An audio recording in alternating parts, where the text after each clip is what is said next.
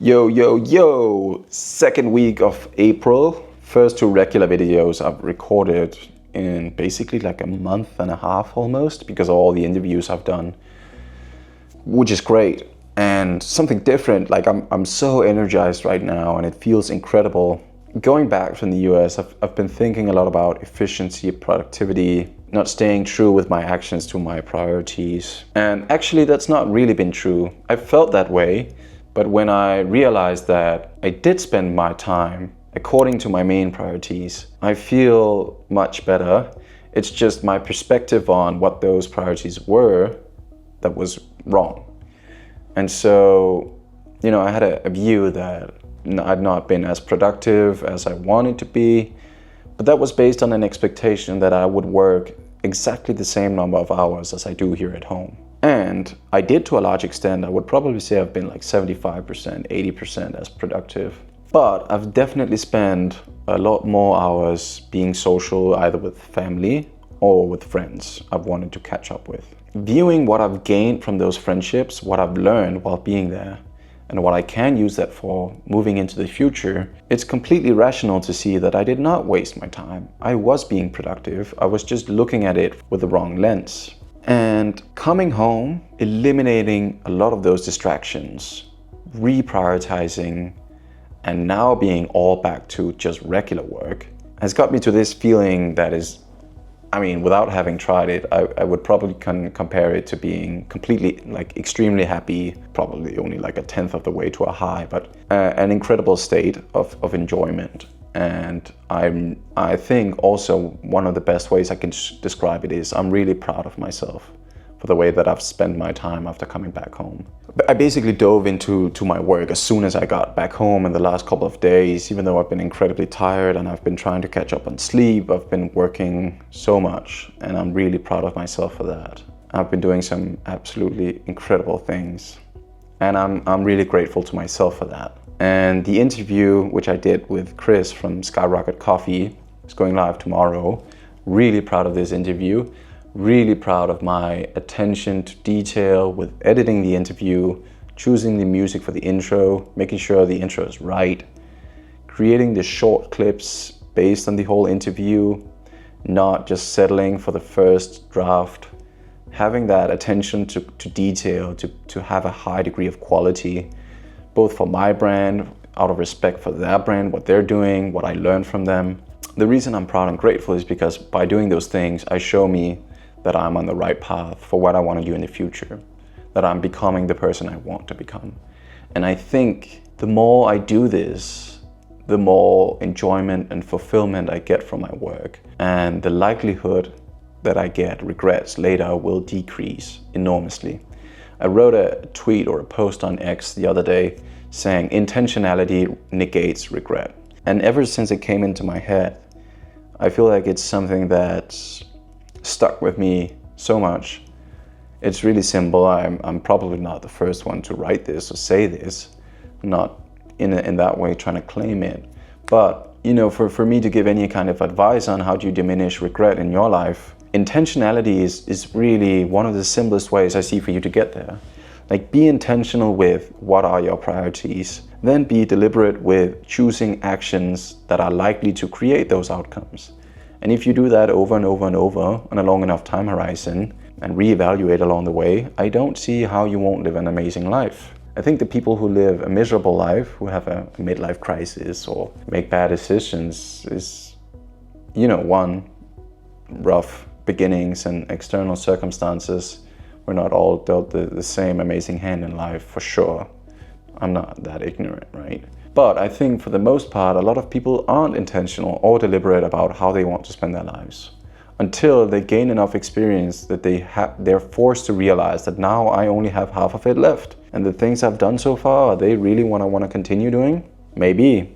I just today in the gym talked to someone who said it's been 20 years since I was working out. I started a business, I've earned good money, but I was out drinking and partying a lot of the time. I'm 45 now and I still don't. I think he said he was married or something, but he was like, I don't see why you should only be able to love one woman, right? Doesn't matter what I told him. But I think it's a great example of the fact that he did not seem very happy. And he was in the gym now doing different stuff and seemed quite regretful about not being able to continue that style of life, and that he was not living the life he wanted to live. And that doesn't mean that doing that was the wrong thing for him. Clearly it's led him to a point where he's supposed to be now. Same with all of us. But by now being intentional with what he wanted to do, he realized that maybe his health should be a bigger priority. And so he started going to the gym again. And so for you in your life, if you're still watching this, what are the things you want to look back on when you're 80 years old, 70 years old?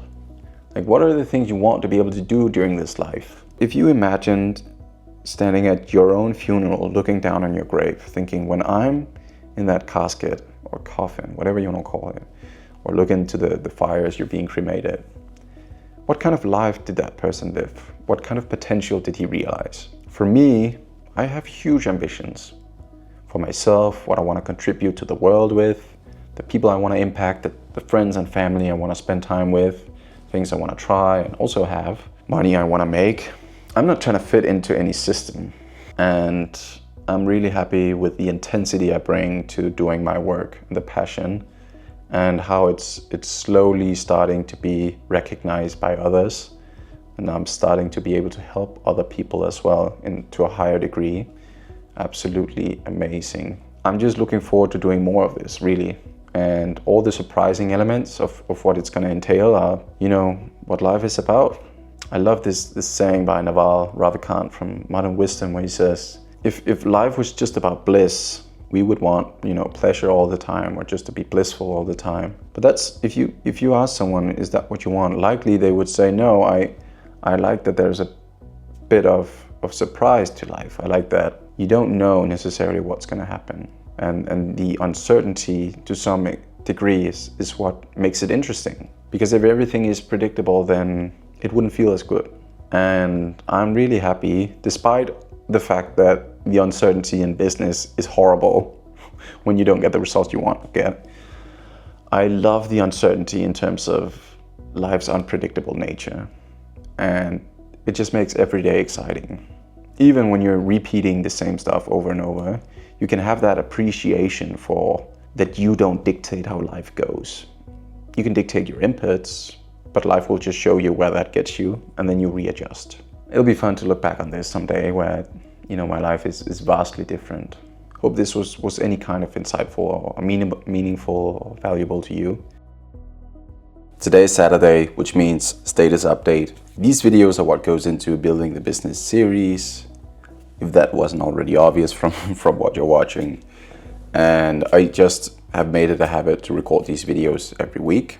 Right now, because I haven't written anything down in preparation for this video, I'm reminded once again the importance of doing preparation, right? But what I can say is this week, as I'm coming into the last 4 weeks of writing my master's thesis for my degree, I am heavily pressed on time, and it's very evident that the stress is starting to kind of poke at me from the side, right? With most things, when I deal with stress, it's things that are within my control, and that much better helps me deal with stuff, because some things I can put off, some things I can get done immediately, whereas this is more of an external deadline, right? And for me, stress is not necessarily bad, but when I'm feeling stressed, it's usually a sign of warning for me that I need to make sure that I continue to align my actions with my priorities. And so these situations are usually a great opportunity for me to see, okay, throughout the whole day, right now, am I spending my time the right way so that I can do the things that are most important to me right now? To a large extent, yes. And to some extent, no, also, it turns out. And of course, that needs to change, and that will change effective immediately. So that's good.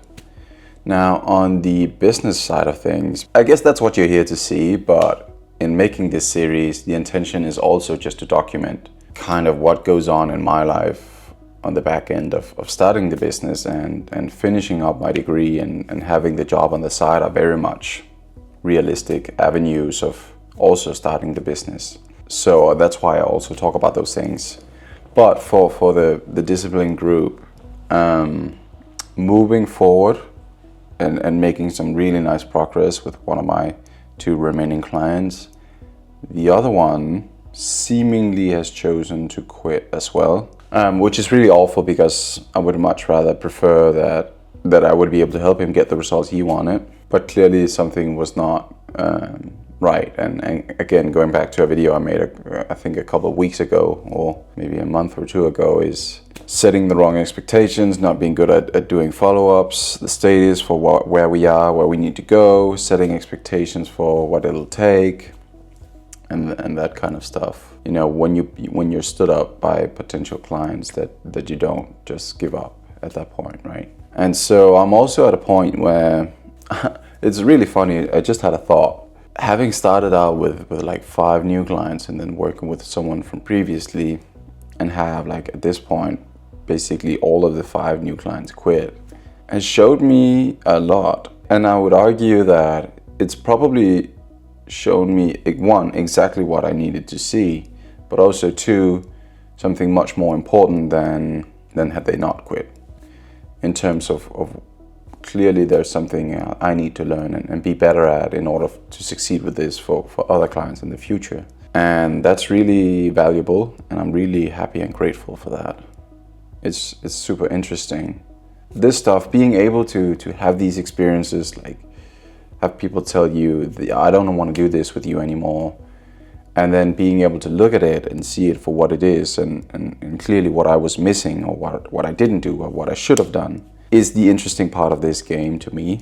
And I'm convinced that because I view it this way, because I'm able to look at it from an opportunistic point of view instead of what I was missing out on point of view, I think it's just easier for me to keep going for a longer time. And essentially, I guess that's what's going to give me the results in the end, right? Or of course it's not, but it's allowing me to continue for long enough that I will learn the right things, the necessary things to get where I want to go. Anyone watching who's interested in self-improvement, right? If you know Ask Vin, is it Vin Gun or Gang or something? The online speaking coach. I'm really sorry, Vin, if I just butchered your last name. I for sure did. He talks about 5 principles for better speaking and communication. And I've written them down. It's melody, volume, pitch, tonality, pause. And so I try to implement these 5 different factors of speech or communication to varying degrees. Moving forward, whenever I talk, whenever I present, just to make it more lively, make it more entertaining, make it more insightful, and to put the emphasis at the right places. See what I did there? It's really fun as well. And it's definitely helping me communicate more clearly, just besides my whole articulation. That was just a tangent that I went down on. So business is moving forward in unexpected ways, but I'm learning some incredibly valuable things. I'm incredibly grateful, and have a lot going on with finishing up my degree, potentially in a situation where I might be applying for a new job, or considering, this is a great time to document this. So yeah, right now I have to consider and make a decision for, do I get a full-time job for after I graduate and continue with my business on the side of that job? That's kind of the safe choice, right? Or do I continue as a student, basically at the job where I already am, and take on just barely enough hours that I'll be able to basically pay my bills and pay all my fixed costs every month, but have more time available to grow this business and hopefully take that full-time sooner. So safe choice, or choice that gives me more time to go full-time with my own business sooner, has more risk, definitely more rewarding. And I feel like I already know what the right choice is, right? I mean, that's also why you see me smiling. It feels simple that I know I should take the more risky option, because I believe so much in my product, my service, and what I can do with it, and my ability to make it come true and help people with it. But it is kind of scary at the same time, right? That's why it is risky. no savings, no nothing. If I go down that way, it's like just barely being able to pay my bills. But hopefully then at the beginning of next year, and we are only, 19th of April today. But then considering that beginning of next year, hopefully I would be able to go full time or something like that with my business is an incredible thought, right? And, I was thinking about this yesterday and I was reminded of Homosi, which funnily enough just made like a post on this today, this morning, saying, hey, do you take the red pill or the blue pill? If you have a decision you have to make and you're unsure which decision to make, choose the one that has the more epic or the better story for you. And for me, everyone else is doing the get a safe job route. And that will always be an option, for sure. I can always fail with the business for some reason, and then there will be a job at some place. It's funny to me how that seems like one of the worst outcomes I could have. Rather make minimum wage, doing my own thing, of course believing that it's gonna change, but then compared to going out and getting a job, working someplace I don't really believe in, that I don't really care about, where I don't see a big future or the right future for me. That's how much I don't want it, and that's how much I want and need my own thing to work out. So yeah, I have a very interesting decision to make. Realistically, with the way things are looking now, I'll apply for a few jobs and see, maybe go to a few interviews if I get any and see what they're like. But realistically, it seems like the choice is clear to me.